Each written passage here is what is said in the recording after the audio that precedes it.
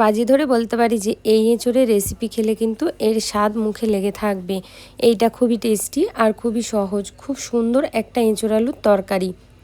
আশা করছি আপনারা প্রত্যেক দিনের মতো এই ভিডিওটাও ভালো লাগবে। দেখুন এখানে নিয়েছি হচ্ছে এঁচোড়। এখানে আমি 500 গ্রাম মতো এঁচোড় নিয়েছি। এঁচোড়টাকে সুন্দর করে কাটা হয়ে গেছে, কেটে ধুয়ে নিয়েছিলাম। সাথে নিয়েছি একটা আলু, আর এর সাথে নিয়েছি আমি কিছুটা পরিমাণে চিংড়ি মাছ। চিংড়ি মাছটা অপশনাল, আপনার নাও দিতে পারেন। চিংড়ি মাছটা দিলে খুবই টেস্টি হয়। সবার প্রথমে দেখুন এখানে একটা কুকার নিয়ে নিয়েছি। কুকারের মধ্যে কিন্তু এঁচোড় আলুটা আমি একটু সিদ্ধ করে নেবো।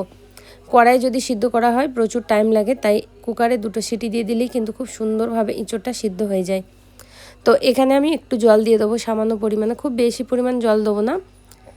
দিয়ে দেবো 1/2 চামচ মতো নুন, আর দিয়ে দেবো 1/2 চামচ মতো হলুদের গুঁড়ি। এগুলো দিয়ে এবার খুব ভালো করে আমি কুকারে সিটি দিয়ে নিচ্ছি। তো দেখুন বন্ধুরা, এখানে কিন্তু কুকারে সিটি হয়ে গেছে, খুব সুন্দরভাবে কিন্তু এটা সিদ্ধ হয়ে গেছে। আপনাদের একটু আমি ভেঙে দেখিয়ে দিচ্ছি, যেহেতু আলু আছে খুব বেশি কিন্তু সিটি দেওয়া যাবে না, তাহলে এঁচোড়টা যদি খুব বেশি সিদ্ধ হয়ে যায় তাহলে কিন্তু খেতে ভালো হয় না।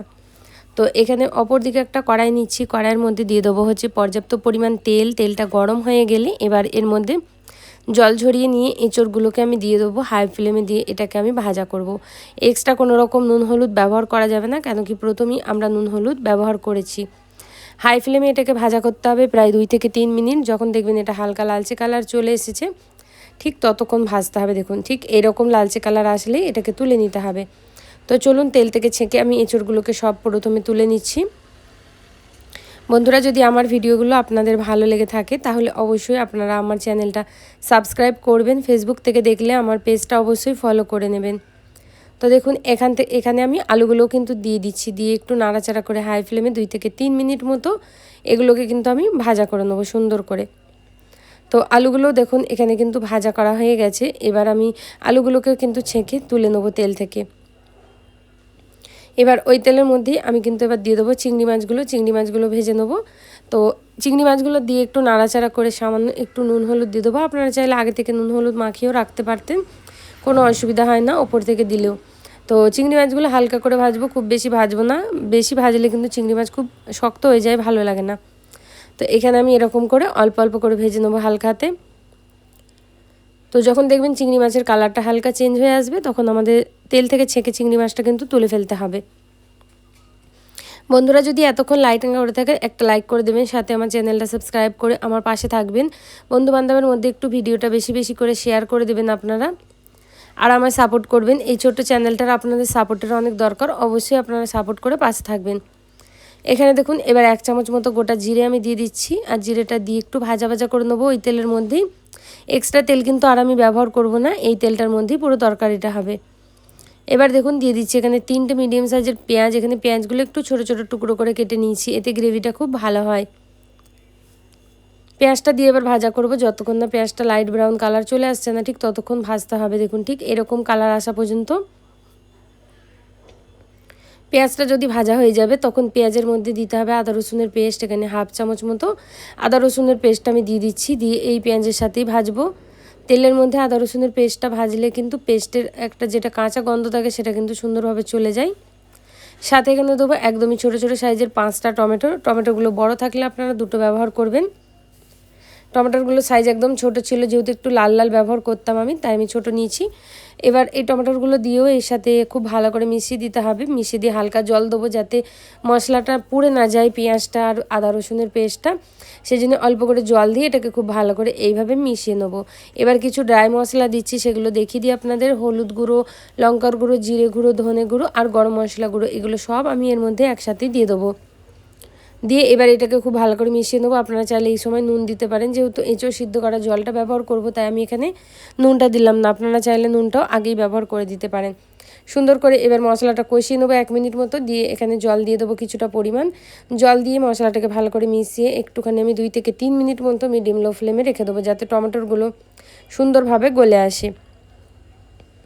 2 থেকে 3 মিনিট হয়ে গেছে, টমেটোগুলো কিন্তু সুন্দরভাবে গলে এসেছে। তো একদমই টমেটোর কিন্তু যেহেতু পাকা টমেটো ছিল, তাই সুন্দরভাবে তাড়াতাড়ি লাল লাল টমেটোগুলো গলে গেছে। তো টমেটো যতটা লাল হবে ততটা সুন্দরভাবে কিন্তু গলে যায় খুব তাড়াতাড়ি। দেখুন টমেটোর গলে গ্রেভিটা কি সুন্দর হয়ে গেছে। এবার ভেজে রাখা এঁচোড় আর আলু এখানে আমি দিয়ে দিচ্ছি। এই দুটো দিয়ে দেবো, দিয়ে খুব ভালো করে আমি একটু নাড়াচাড়া করে এটাকে মিশিয়ে নেবো এই মশলার সাথে। আর দেখুন মশলাটা মাখাতে মাখাতে দেখুন কত সুন্দর একটা কালার চলে এলো, আর খুব সুন্দর একটা সুগন্ধ আসে এই এঁচোড় আলুর তরকারি, পুরোপুরি মাংসের মতো কিন্তু সুগন্ধ বের হয়। আর সেই হেতু কিন্তু এটাকে মাংসের সাথে তুলনা করা হয়েছে, যে যেরকম মাংস টেস্ট লাগে ঠিক এঁচোড়টাও সেরকমই টেস্টি লাগে, খুবই ভালো লাগে খেতে। এখানে 1 মিনিট মতো এইভাবে আমি ঢেকে রেখে দিয়েছিলাম যাতে মশলাটা এঁচোড় আলুর মধ্যে সুন্দরভাবে অ্যাবজর্ব হয়ে যায়। এবার কিন্তু এটাকে আমি একটু নাড়িয়ে চাড়িয়ে দেবো, দেখুন কতটা সুন্দর হয়েছে। আর তারপরে পরিমাণ মতো ঝোলের জন্য জল ব্যবহার করব। আপনারা চাইলে গরম জল ব্যবহার করতে পারেন। আমি এঁচোড় সেদ্ধ করে রাখা যে জলটা ছিল সেটাও দিয়ে দেবো, আর সাথে 1 গ্লাস মতো জল দেবো। হালকা ঝোল ভাব করছি, আপনারা চাইলে এটাকে কিন্তু এরকম কষা কষাও করতে পারেন, খুবই ভালো লাগে খেতে। তো আমি এখানে জলের পরিমাণ দিচ্ছি, যাতে চিংড়ি দিয়েছি একটু হালকা ঝোল ঝোল ভাবি কিন্তু খেতে খুব ভালো হয়। তো এটা দিয়ে এবার খুব ভালো করে আমি নাড়াচাড়া করে দেবো। নাড়াচাড়া করে মিক্স করা হয়ে গেলে এটাকে প্রায় আমি 3 মিনিট থেকে 4 মিনিট মতো লো ফ্লেমে এইভাবেই আমি কিন্তু ঢেকে রেখে দেবো। তো তার আগে চিংড়ি মাছ যেটা ভেজে রেখেছিলাম সেটাও দিয়ে দিই। চিংড়িটাও সুন্দরভাবে কিন্তু এর সাথে সিদ্ধ হয়ে যাবে, আর ফ্লেভারটাও কিন্তু খুব ভালোভাবে এঁচোড়ের মধ্যে অ্যাবজর্ব হয়ে যাবে। বন্ধুরা লাইক না করে থাকলেন একটা লাইক করে দিবেন, আর সাথে বন্ধু বান্ধবের মধ্যে ভিডিওটা কিন্তু শেয়ার করে দেবেন একটু বেশি বেশি করে।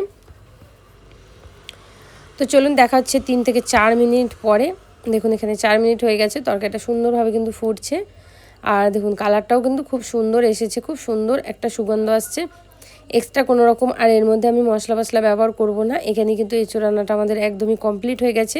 লাস্টে ওপর থেকে কিন্তু হালকা করে একটু ধনিয়া পাতা ছড়িয়ে দেবো ফ্রেশ, এতে আরও ভালো লাগবে খেতে। দিয়ে গ্যাসের ফ্লেমটা আমি অফ করে দেবো এই সময়। দিয়ে দেখুন এঁচোড় আলুর তরকারি আমাদের একদম রেডি। কেমন হয়েছে কমেন্ট বক্সে জানাতে ভুলবেন না। আপনারা কোন কোন জায়গা থেকে দেখছেন সেটাও আমাকে জানাবেন। আপনাদের কমেন্টগুলো পড়তে খুবই ভালো লাগে, কমেন্টগুলো পড়ে আপনাদেরকে আমি ধন্যবাদ জানাই।